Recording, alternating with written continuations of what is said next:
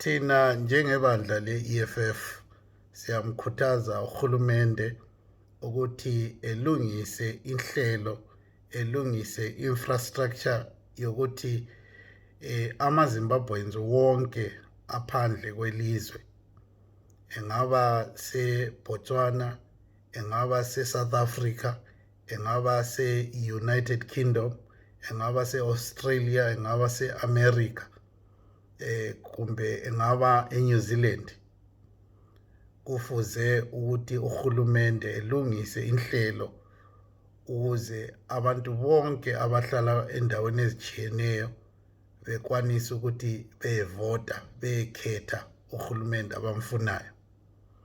Thina sile belief ukuthi i-government ile capacity to ensure ukuthi abantu bayavota. We believe ukuthi i-government le entsha ekhokhelwa ngubaba u-Idi Mnangagwa ilayo i-capacity yokuthi ilungise uhlelo lokuthi abantu bonke bevota.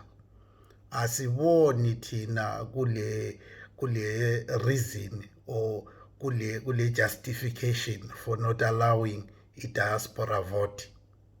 I-diaspora vote must be allowed ngoba wonke umZimbabwean ulelungelo lokuvota.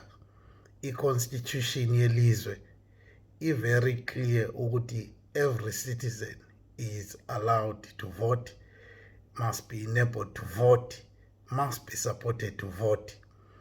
And siyafisa ukuthi uhulumende eqalise inhlelo zokuyenza i-voter registration kuma-different countries, eqalisa inhlelo zokufundisa abantu ngamalungelo abo okuvota, ngoba thina as-understand ukuthi ikuyini okwehlula uhulumende, ngoba uhulumende wethu ulayo i-capacity and mina njenge-leader ye-EFF ngile belief yokuthi uhulumende wethu uyakwanisa ukuthi elungise inhlelo zokuthi abantu bonke jikelele bevote. And because i-politics yeZimbabwe government le ku-opposition sitshintshile, siyi-politics yokuthi i-politics yokuphikisana kodwa singathethisani, i-politics ye-development, i-politics ye-peace.